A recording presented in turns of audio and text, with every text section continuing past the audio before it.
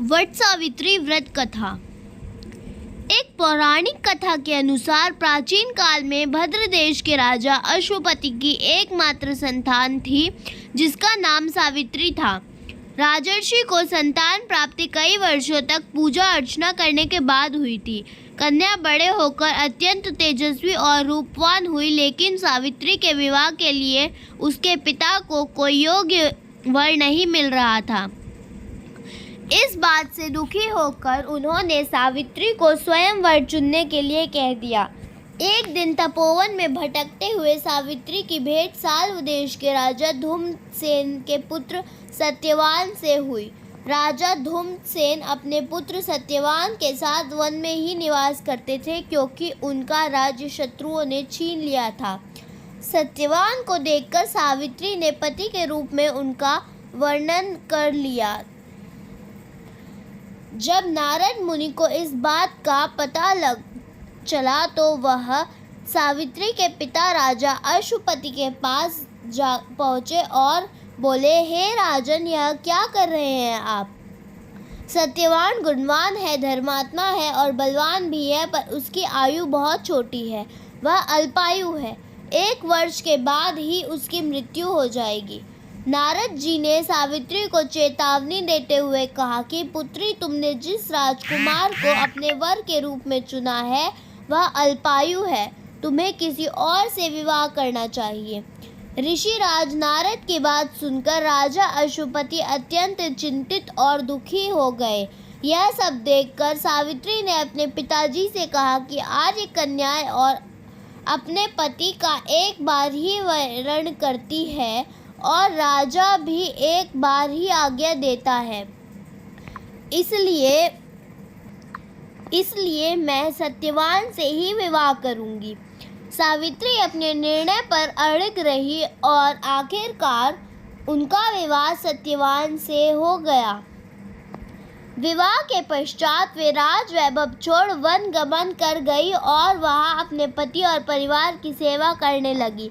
लेकिन सत्यवान की मृत्यु का समय निकट आ रहा था और इस चिंता में सावित्री अधीर होने लगी।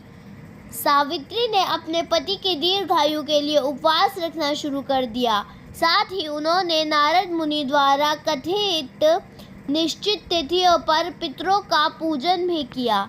जिस दिन सत्यवान के महाप्रयाण का दिन था, उस दिन वह लकड़ियां काटने जंगल गए। सावित्री भी उनके पीछे जंगल की ओर निकल पड़ी। वहां सत्यवान को दर्द होने लगा और वे मूर्छित होकर धरती पर गिर पड़े।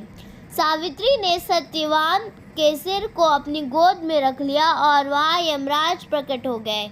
बिना विचलित हुए पूरे विश्वास के साथ सावित्री ने यमराज जी से सत्यवान के प्राण न ले जाने की प्रार्थना की, लेकिन यमराज देव नहीं माने।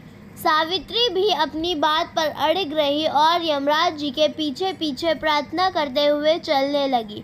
यमराज ने सावित्री को समझाने की कोशिश की कि यही विधि का विधान है, लेकिन सावित्री ने उनकी एक न सुनी।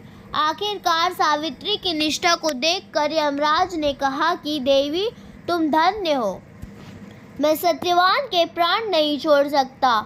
तुम मुझसे कोई और वरदान मांग लो। यह सुनकर सावित्री ने यमराज जी से कहा कि मेरे सास ससुर वनवासी हैं और अंधे हैं। उन्हें आप दिव्य ज्योति प्रदान करें।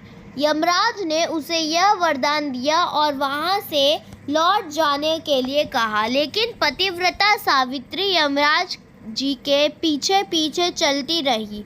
यमराज ने फिर से उन्हें लौट जाने के लिए कहा, किंतु इसके जवाब में सावित्री ने कहा कि हे भगवान, मुझे अपने पतिदेव के पीछे पीछे चलने में कोई दिक्कत नहीं है। यह सुनकर यमदेव ने उसे एक और वर मांगने के लिए कहा, तो सावित्री ने अपने ससुर का राज्य वापस मांग लिया। फिर यमराज ने यह वरदान भी दे दिया, लेकिन फिर भी सावित्री पीछे पीछे जाती रही और यह देख के यमराज ने सावित्री से तीसरा वर मांगने के लिए कहा और सावित्री ने 100 पुत्र और सौभाग्य का वर मांगा। फिर यमराज ने उसे तीसरा वर भी दे दिया। तब सावित्री ने कहा कि प्रभु, मैं एक पतिव्रता नारी हूँ और बिना पति के पुत्रवती कैसे बनूंगी। फिर यमराज ने सावित्री के धैर्य और बुद्धि के प्रशंसा की और उनके पति को वापस लौटा दिया।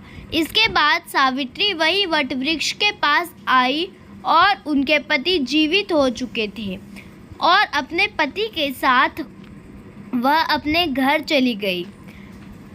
वहाँ उन्होंने देखा कि उनकी सास और ससुर के नेत्र वापस आ गए और उनका राज भी वापस मिल चुका था। फिर वह खुशी खुशी रहने लगे।